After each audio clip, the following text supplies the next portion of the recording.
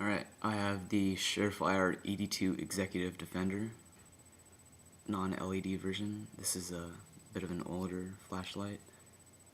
It's about 3 years old, by the way. Runs for about 120 most places. You could probably find it for $100. Not that big of a deal.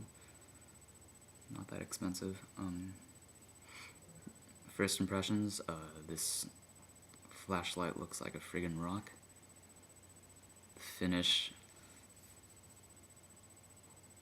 you can tell that it means business, you know. With all Surefire products, they just come off as rocks. Some people I've read on forums, they run these friggin' flashlights over with trucks, and they still work flawlessly. Alright, some specifics. It is 4.9 inches in length and 3.2 ounces. So it's very light and very compact. It shines at 60 lumens. It's not the brightest flashlight in the world, but it's enough to temporarily blind someone if you shine it in their eye long enough. Construction, it is made, the body, it's made out of aluminum, hard anodized, very durable.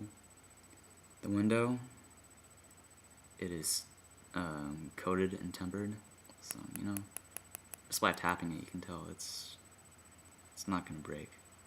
But if you keep the flashlight on long enough, at 60-ish lumens, then you know, these windows can melt.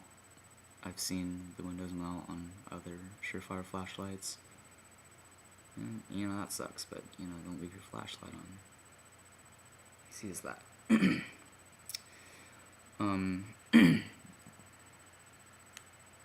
As I said before, it is a non-LED version, so it has an incandescent light, lamp, whatever you want to call it, and it has micro-texture reflectors, so it gives you a very, very bright light. What else? They've put weatherproof O-rings in it, top and the bottom, so you know, water's not really going to get in this flashlight.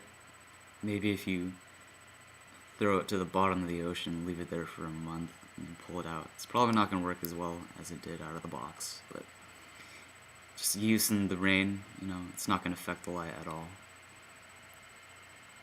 Based on personal experience, it rains a lot where I live. So yeah, the design looks very slick, very tactical-like, but you know, it's a flashlight. Fuck it. I'm not gonna get in trouble for carrying a flashlight. This flashlight was meant for self-defense, thus the e2d Defender, because on the top and the bottom they have scalloped parts out of the metal. They call it the crenulated strike bezel.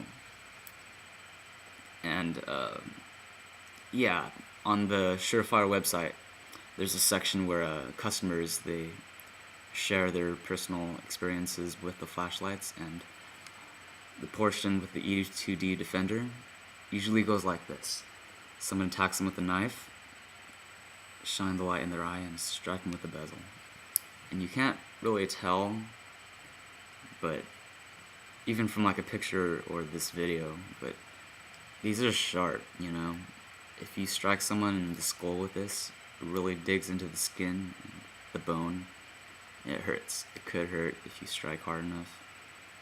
You know, those stories, I doubt they're bullshit, because you know, this thing, I can imagine it hurts. So yeah, very handy to have in a flashlight. Another thing about the construction or design, I don't know. This clip, you know, it's pretty sturdy, but it's a little small. You know, I guess it works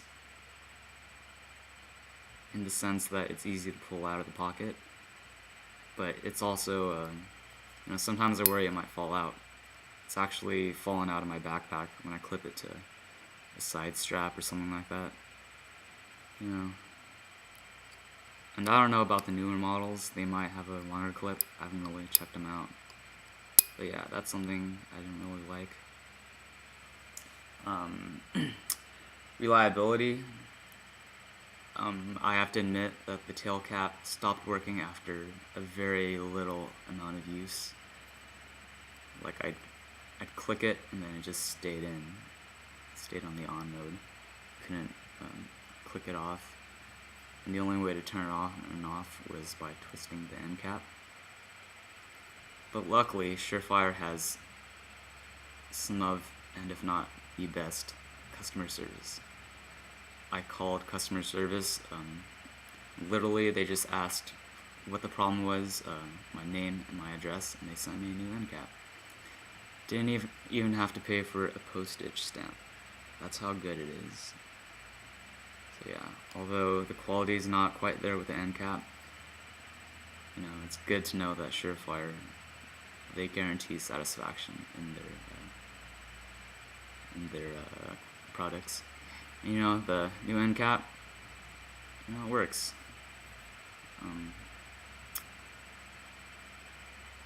Maybe I just got a lemon, but I don't know. So yeah, very good flashlight. I'm trying to remember if I'm missing anything.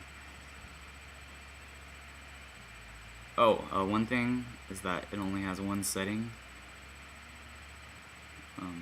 meaning it only shines at 60 lumens. You can't put it at like 5 lumens like I've seen some of the Phoenix line flashlights. So like you can't run the lumens to save energy just to read a map or a book or anything like that. So that kind of sucks, but you know, you can lightly press it, I guess. But you know, it's hard to maintain that level of light. So I don't bother with that. I just click it at full power. So yeah, not the brightest flashlight in the world, but you know, 60 lumens is quite a bit. It's enough to get that black circle you get when you look into a light for a long time, but you're not looking into the light for that long. This thing's pretty bright. So yeah, very good flashlight. I highly recommend it. Oh, one more thing. They don't make holsters for this flashlight. They make nylon ones, but they don't have the polymer ones for the G3. And I don't have one yet, but I'm looking into getting a 6P LED. And it has the crenulated strike bezel, but it's large enough to fit in that G3, I think, holster. So might get that and do a review on that, but for now this is what I have. It's a very good flashlight. I recommend it. Yeah.